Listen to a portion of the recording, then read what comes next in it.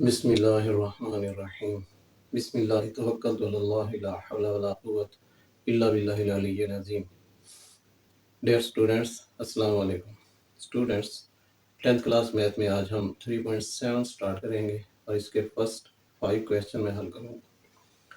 ये word problems हैं, data को बड़े ध्यान से हमने लिखना है, अच्छी तरह सवाल को समझना है, पढ़ना है और उसके मुताबिक हम डाटा लिखेंगे। पहला question, the surface area A of a cube varies directly, यानी डायरेक्ट प्रोपोर्शन है किसके साथ, as the square of the length, length के स्क्वायर के साथ ए का डायरेक्ट प्रोपोर्शन। तो मैंने क्या लिख दिया, A is proportional to L square, पहला डाटा। At an edge and A is equal 27, A की वैल्यू 27 गिवन है और यहाँ पर साथ में स्क्वायर यूनिट्स दिया हुआ है, यानी ए एरिया है, जो भी यूनिट आएगा उसका स्क्वायर होगा। And L is equal to 3 units, length भी दी गई 3 यूनिट्स। तो फाइंड से पहले का डाटा के मालूम करने के लिए तो मैं इस प्रोपोर्शनैलिटी को खत्म करूंगा तो के आएगा, इक्वल साइन आएगा, ए इक्वल टू के एल स्क्वायर, मैंने इसे इक्वेशन ए का नाम दे दिया। वैल्यूज पुट करें, 27 ए की वैल्यू, के अननोन, एल की वैल्यू 3 का स्क्वायर, क्योंकि यहाँ एल स्क्वायर है, 3 का स्क्वायर 9 आएगा, 9 डिवाइड करेंगे तो यहाँ के की वैल्यू 27। अब जो फाइंड का डाटा दिया गया वो लिखेंगे, फाइंड फर्स्ट पार्ट। अब फर्स्ट पार्ट में क्या है, ए फाइंड करना है, तो मैंने ए को क्वेश्चन मार्क लिख दिया। एल इक्वल टू 4 यूनिट्स, ये गिवन है 4 यूनिट्स, तो ये फर्स्ट इक्वेशन, आप ये इक्वेशन यूज करेंगे। ए इक्वल टू के एल स्क्वायर, वैल्यूज पुट कर दी, आपके पास ए की वैल्यू 48 आ गई। फर्स्ट पार्ट हमारा हल हो गया। अब सेकंड पार्ट क्या है कि एल फाइंड करें।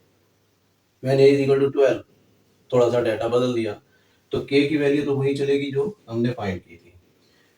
एल अब फाइंड करना है, ए की वैल्यू न्यू 12 है, तो ये वैल्यूज इसी ए इक्वेशन में, इस शॉर्ट ए में पुट करेंगे। तो मैंने ये वैल्यूज पुट कर दी, आपके पास एल स्क्वायर 4 आ गया। एल स्क्वायर है, स्क्वायर रूट लेने पर एल इज इक्वल टू 2, मैंने प्लस माइनस नहीं लिखा क्योंकि लेंथ है, तो लेंथ सिर्फ पॉजिटिव लेते हैं, ये मैंने पॉजिटिव लिखी। आपका फर्स्ट पार्ट हो गया। Second question, the surface area S of the sphere varies directly as the square of radius.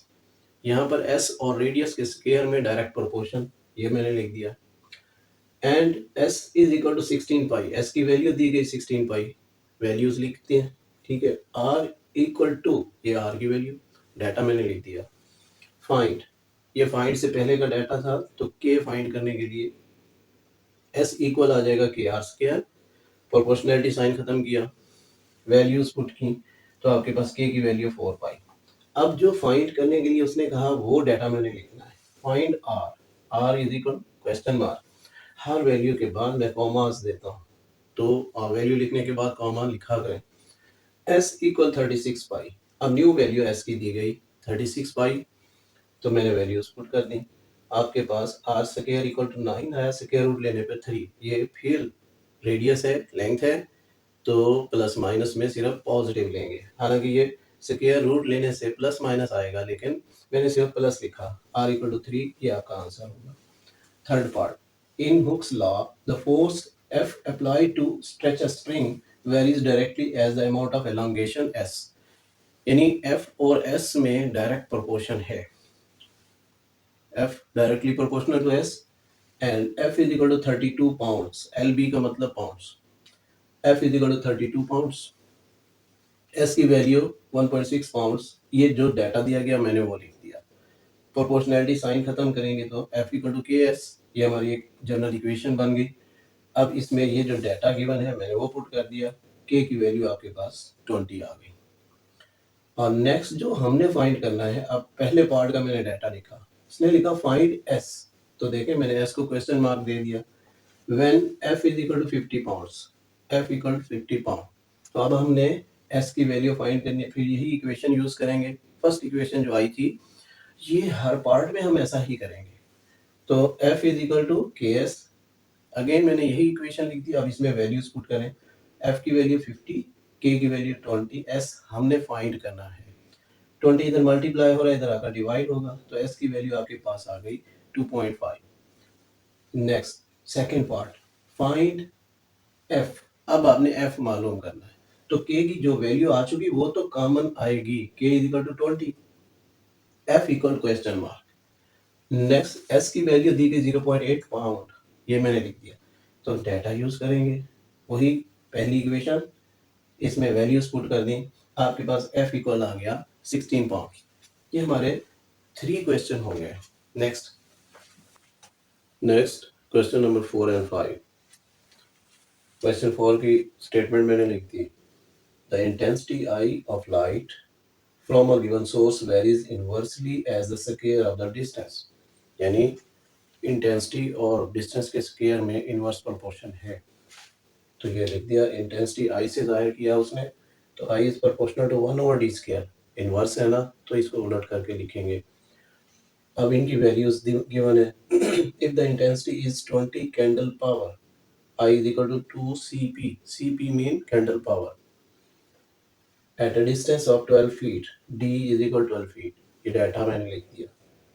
From the source find the intensity, intensity find करें। तो फाइंड करने से पहले का जो डाटा है ये के फाइंड करने के लिए, तो मैंने इसे सिंप्लीफाई किया, आई विल बी इक्वल के इंटू 1/d स्क्वायर, इसे मैंने एक जनरल इक्वेशन बना दी 1।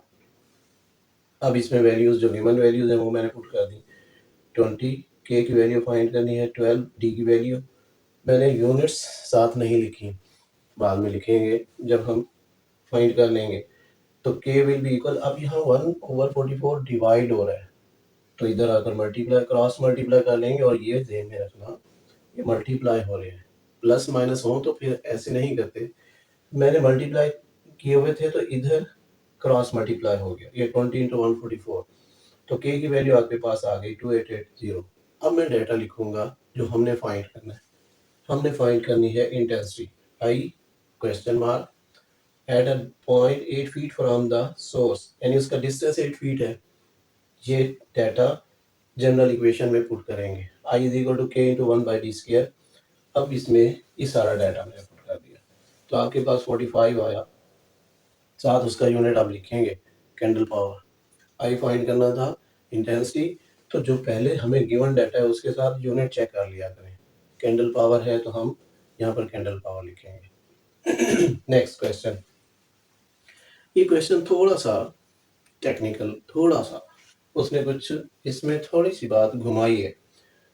The pressure P of a body in a body of fluid varies directly as the depth d, यानी P और D में डायरेक्ट प्रोपोर्शन है। ये देखें मैंने लिख दिया P proportional to D। Next, if the pressure exerted on the bottom of a tank by a column of fluid 5 feet, अब स्टूडेंट इस धोखे में आ जाते हैं कि ये जो प्रेशर की बात की है पहले पहले उसी की वैल्यू है ये 5 फीट, नहीं, ये 5 फीट डिस्टेंस दिया गया, डेप्थ दी गई है, डिस्टेंस ये डेप्थ है, ठीक है, तो 5 फीट उसकी वैल्यू, हाई इज 2.25 पाउंड्स पर स्क्वायर इंचेस। ये प्रेशर का यूनिट भी थोड़ा सा यूनिट्स पे भी आप कवर किया करें और उसके हिसाब से वैल्यूज चेक किया करें। असल उसने ये कहा कि जो प्रेशर की वैल्यू है वो ऐसे कॉलम में जो 8 फुट ऊंचा है ये है, तो प्रेशर की वैल्यू ये है, मैंने यहाँ पर लिख दी P इज इक्वल 2.25 पाउंड्स पर स्क्वायर इंटू इंचेस, ये इसका यूनिट, और डेप्थ का यूनिट 5 फीट। अब ये जो हमें दिया गया डाटा के फाइंड करने के लिए, अच्छा इसके बाद का पूरा क्वेश्चन जब पढ़ेंगे तो आपको थोड़ा सा क्लियर हो जाएगा कि यहाँ पर जो ये 5 फीट दिया गया ये क्या है, और प्रेशर ये यूनिट किसका है, ये प्रेशर है या डेप्थ है। जरा गौर करें, how deep must the fluid be, यानी डेप्थ कितनी होनी चाहिए to exert a pressure of 9 pound per square inches. तो देखेंगे क्लियर हो गया ना कि ये प्रेशर है, इतना प्रेशर डालने के लिए कितना पानी को या फ्लूइड को, लिक्विड जो भी है उसको कितना गहरा या ऊंचा होना चाहिए, इसका मतलब ये प्रेशर है, तो यहाँ पर ये इसके साथ यूनिट दिया गया, ये प्रेशर की वैल्यू है। क्लियर। अब नेक्स्ट चलेंगे, P इज इक्वल टू के डी, एक जनरल इक्वेशन मैंने बना दी, वैल्यूज पुट की, के की वैल्यू आपके पास आ गई। अब डेप्थ हमने फाइंड करनी है, प्रेशर हमें गिवन है, ये डाटा आ गया, तो इस डाटा को उस जनरल इक्वेशन में हम पुट करेंगे जो हमने यहाँ पर बनाई थी। पी की वैल्यू पुट कर दी, के की वैल्यू पुट कर दी, डेप्थ हमने फाइंड करनी है। अब देखें फिर ये मल्टीप्लाई हो रहा है, आप क्रॉस मल्टीप्लाई अगर करते हैं तो 20 मल्टीप्लाई हो जाएगा 9 से और 9 डिवाइड। जो चीज़ इधर मल्टीप्लाई हो इधर आकर डिवाइड होती है, और जो इधर डिवाइड हो रही हो इधर आकर मल्टीप्लाई होती है। ये सिंपल है कि यहाँ 9/20 मल्टीप्लाई हो रहा है, 20/9 से दोनों तरफ मल्टीप्लाई करेंगे कैंसिल हो जाएगा। मैंने ऐसा ही किया, ये 20 से 20 कैंसिल, 9 से 9 कैंसिल, यहाँ भी 9 से 9 कैंसिल, d = 20, लेकिन इसका यूनिट दिया गया था फीट, तो मैंने फीट साथ लिख